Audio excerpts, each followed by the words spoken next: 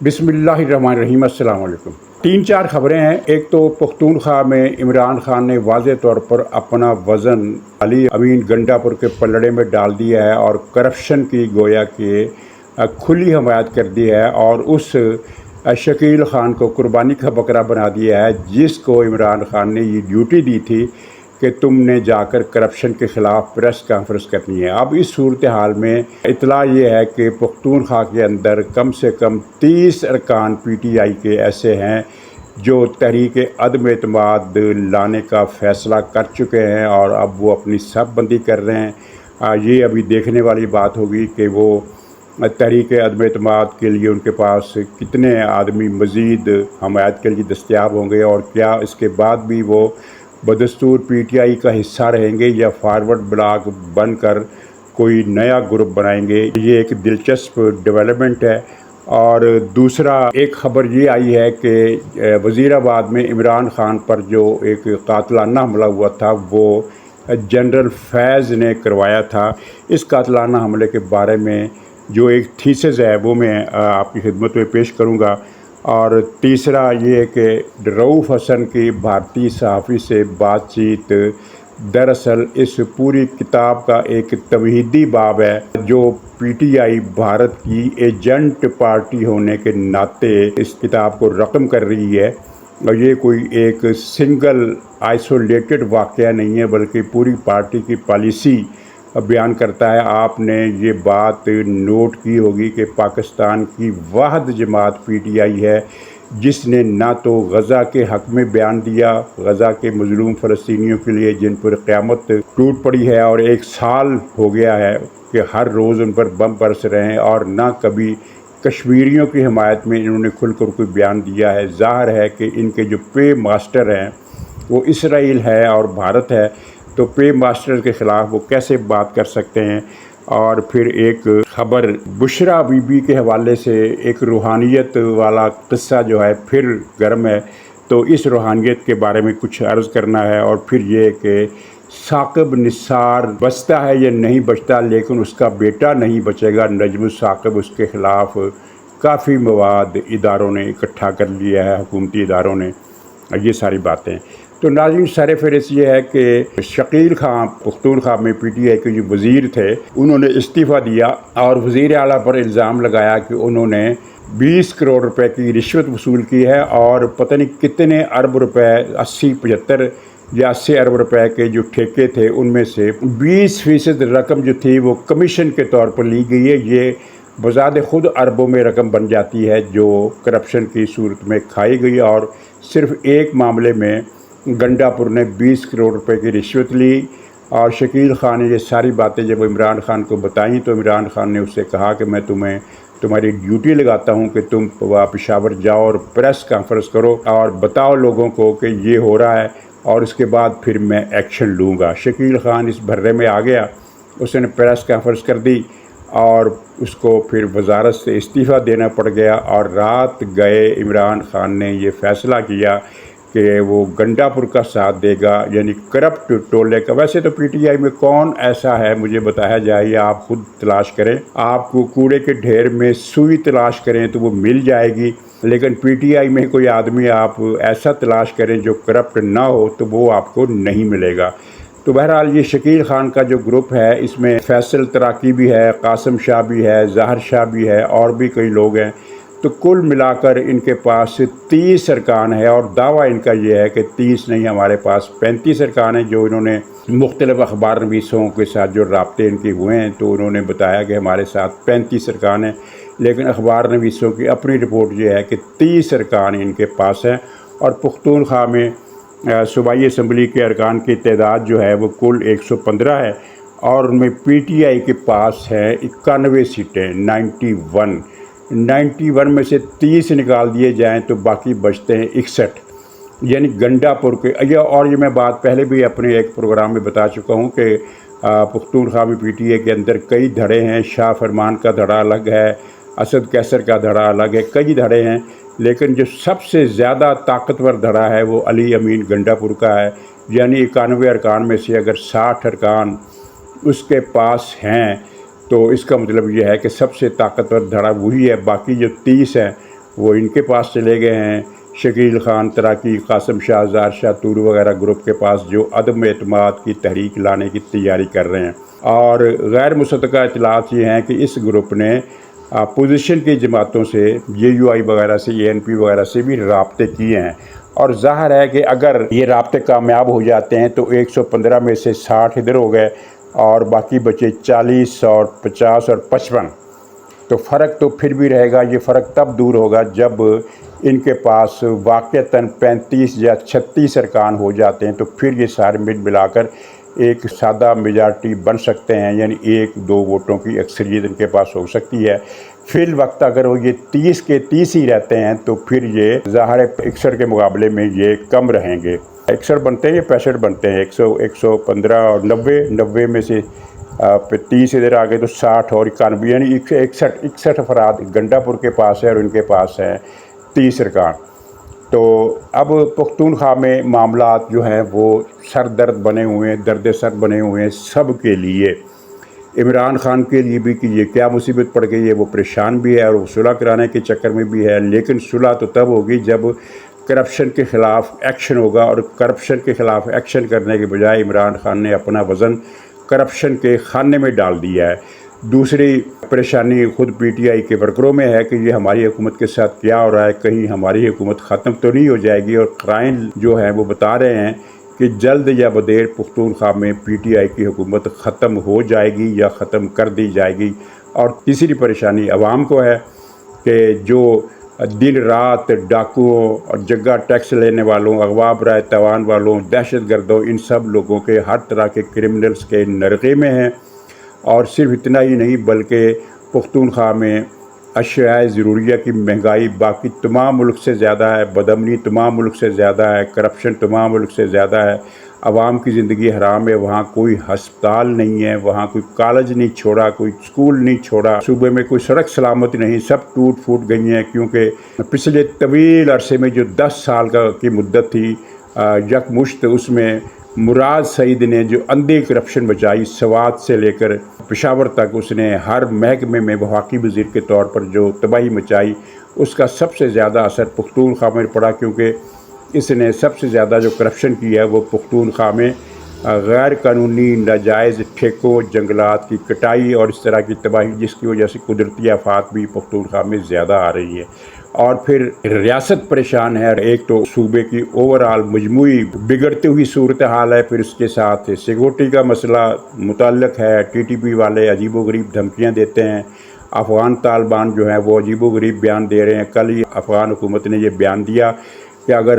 حکومت پاکستان چاہے تو ہم پاکستان اور TTP کے درمیان ثالثی کرا سکتے ہیں۔ بھائی ثالثی کی ضرورت نہیں ہے، ضرورت اس بات کی ہے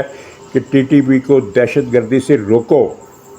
دنیا کے تمام ممالک کا یہ مسلمہ اصول ہے کہ وہ اپنی سرزمین کسی دوسرے ملک کے خلاف دہشت گردی کے لیے استعمال نہیں ہونے دیں گے۔ تو یہ کلیہ جو ہے افغان طالبان پر کیوں لاگو نہیں ہو سکتا؟ وہ اسے لاگو کرنا نہیں چاہتے، اور اسے لاگو کرنے کے بجائے وہ ثالثی کی احمقانہ اور شیطانی پیشکشیں کر رہے ہیں۔ اور پھر آپ کے علم میں ہے کہ 9 مئی کو پشاور میں کیا ہوا تھا۔ 9 مئی کو جب ریڈیو پاکستان پشاور کی عمارت جلائی گئی، جو سب سے بڑا نقصان تھا اس 9 مئی کے دن کا، پاکستان کا ایک تاریخی عمارت جلائی گئی، تو جو لوگ پکڑے گئے ان میں سب سے زیادہ جو نوجوان تھے وہ افغان نوجوان تھے، اور گرفتار نوجوانوں نے بتایا کہ انہیں پہلے سے ہائر کر کے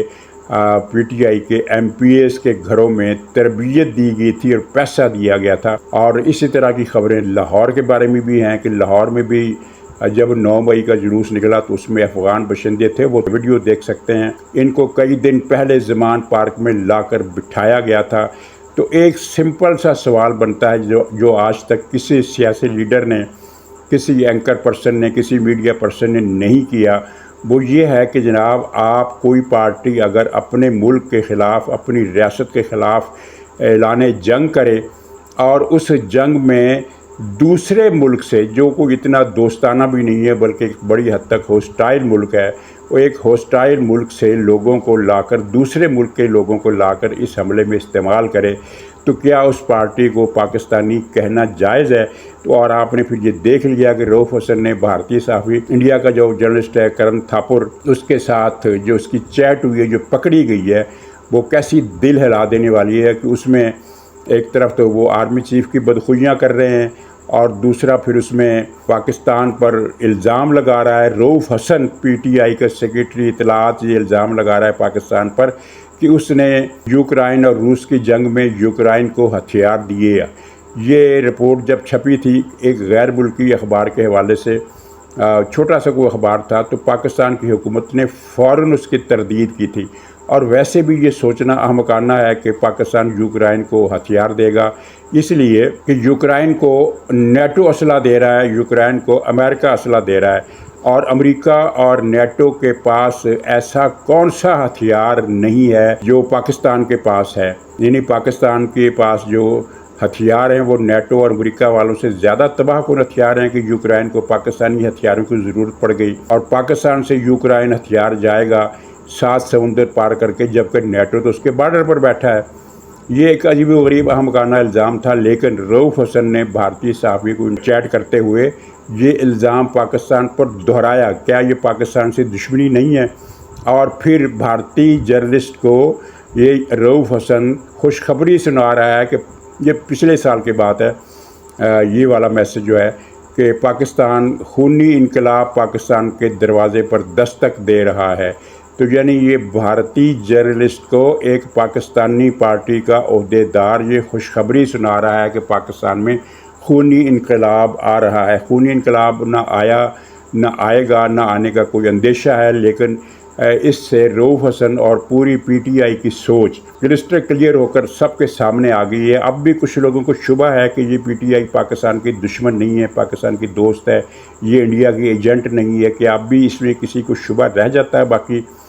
اور یہ وہی پارٹی ہے نا جس نے آئی ایم ایف کو خط لکھے کہ اس کے پاکستان کے قرضے بند کرو، یورپی یونین کو خط لکھے کہ پاکستان کی درآمدات بند کرو۔ کون سا پلیٹ فارم ہے عالمی جہاں یہ پاکستان کے خلاف کیس لے کر نہیں گئے؟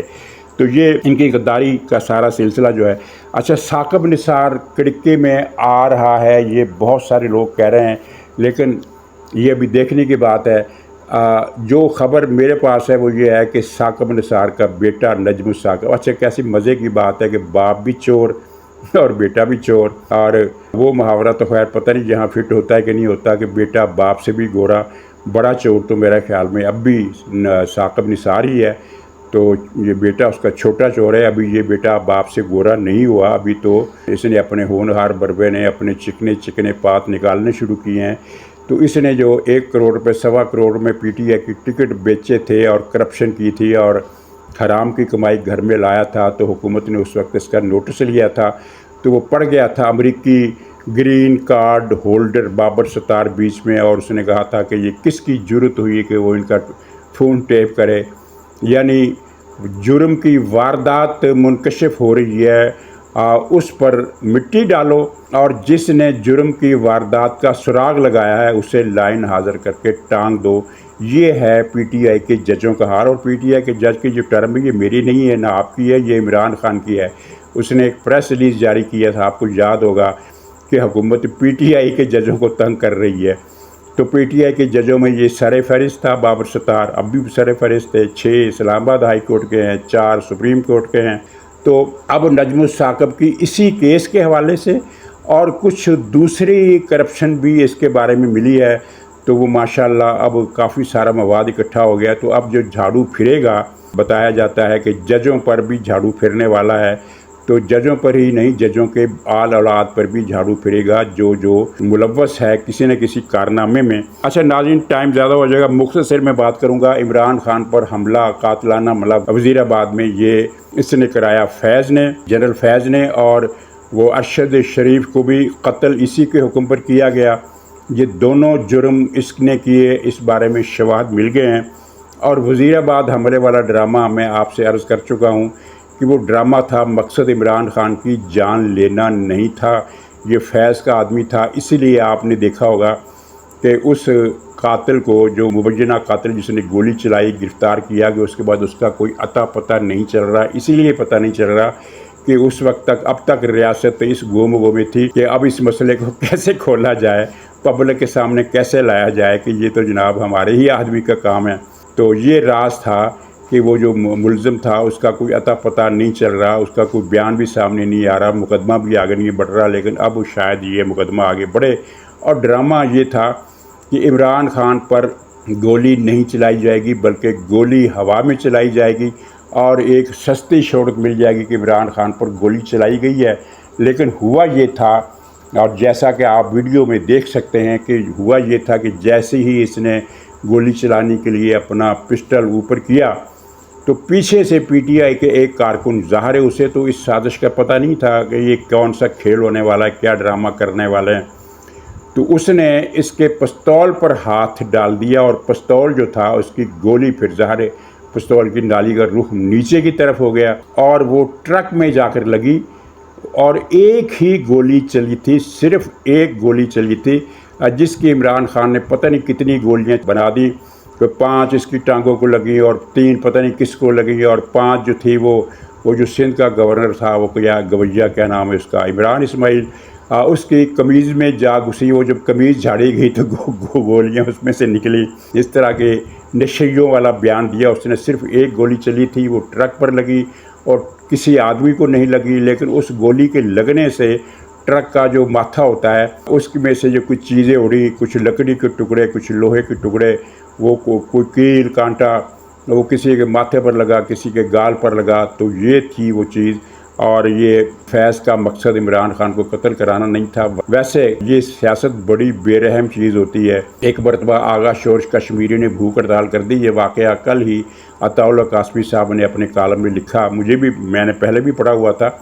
تو کل کے کالم میں ان کی جنگ میں جو چھپا ان میں اس واقعے کا ذکر کیا گیا کہ شورش کشمیری نے ایوب خان کے دور میں ایک بھوک ہڑتال کر دی، جو بڑی سنگین قسم کی بھوک ہڑتال تھی، اور بس چند گھنٹوں کی بات تھی کہ شورش کشمیری صاحب کی وفات ہو جانی تھی، کیونکہ کئی ہفتوں سے انہوں نے بھوک ہڑتال کر رکھی تھی، اور اس طرح کے آدمی زندہ نہیں بچتا۔ یہ شورش کشمیری کی سخت جانی تھی کہ وہ کئی دن کاٹ گئے، تو بھٹو صاحب سے کہا گیا کہ آپ کچھ کردار ادا کریں کہ شورش کشمیری کی جان بچ جائے، تو بھٹو صاحب نے جواب دیا کہ آنکھ دبا کر بھٹو صاحب نے کہا کہ شورش کو مر جانے دو، اگر یہ مر گیا بھوک ہڑتال کے نتیجے میں تو ہم جو تحریک چلا رہے ہیں ایوب خان کے خلاف، اس کو 4 چاند لگ جائیں گے، یہ تحریک زور پکڑ جائے گی۔ تو سیاست ایسی بے رحم چیز ہے، فیض عمران خان کو قتل بھی کروا سکتا تھا، لیکن اگر فیض نے قتل کروانا ہوتا تو وہ کچھ شارپ شوٹر لے کر آتا، اور ایک سے زیادہ شارپ شوٹر ہوتے، جس طرح بے نظیر کو شہید کیا گیا، بے نظیر پر چاروں طرف سے حملے کیے گئے اور ایک گولی پھر ان کے ماتھے کو لگی۔ تو یہ تو ایک قاتل تھا، ایک ہی مبینہ حملہ آور تھا، جس کا مقصد صرف ایک عمران خان کی تحریک میں زور پیدا کرنا تھا اور حکومت کو دباؤ میں لانا تھا کہ یہ قاتلانہ حملہ حکومت نے کروایا ہے، لیکن وہ پی ٹی آئی کی ایک کارکن کی دلیری کے باعث وہ ساری گیم بگڑ گئی اور گیم خراب ہو گئی۔ تو بہرحال یہ کیس بھی اب سامنے آنے والا ہے۔ ناظرین، بشرا کی روحانیت کا پھر تذکرہ ہونے لگا ہے، اور کہا جا رہا ہے کہ وہ فیض جو تھا وہ بھی اس کی روحانیت کا اسیر تھا یا اس کی روحانیت سے متاثر تھا۔ تو میں دوبارہ عرض کر دوں کہ بشرا بی بی کا روحانیت سے کوئی تعلق تھا، نہ ہے، نہ ہوگا۔ وہ ہمیشہ سے کالے جادو کی عامل رہی ہے، اور اس کے علاوہ کچھ مسمرائزم کرنا بھی جانتی ہے۔ مسمرائز کیا جاتا ہے آنکھوں کی طاقت سے خیالات کو شفٹ کیا جاتا ہے، اور دوسرا آدمی جو ہے وہ پھر وہ مسحور ہو جاتا ہے۔ اور اس کے علاوہ کالا جادو، اچھا اب یہ ظاہر ہے کسی کو پتہ نہیں ہے کہ صرف بشرا کے جو ہمراز ہیں یا اس کے ہمزاد ہیں ان کو پتہ ہوگا کہ وہ کس طرح کا کالا جادو کرتی ہے۔ میں صرف اپنا ایک شبہ ظاہر کر رہا ہوں کہ یہ بھیروں کا جادو کرتی ہے۔ بھیروں کی 3 قسمیں، اچھا یہ بھیروں ہو یا کلوا ہو یا لونا ہو یا جتنے بھی نام ہیں ان کے موکلین کے، بیروں کے، یہ تو لوگوں نے رکھے ہوئے ہیں نا، وہ تو پتہ نہیں اپنے آپ کو کیا نام دیتے ہوں گے، کوئی نام دیتے بھی ہوں گے کہ نہیں دیتے ہوں گے، شیطانی مخلوق ہے۔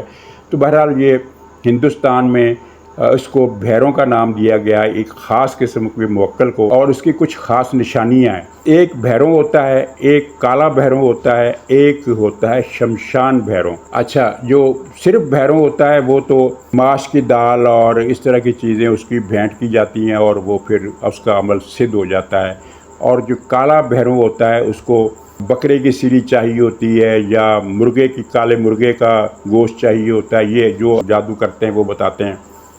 اور جو شمشان بھیرو ہے وہ جلا ہوا گوشت پسند کرتا ہے، جلا ہوا گوشت۔ شمشان بھیروں کا مطلب ہی یہ ہے کہ ایسا بھیرو موکل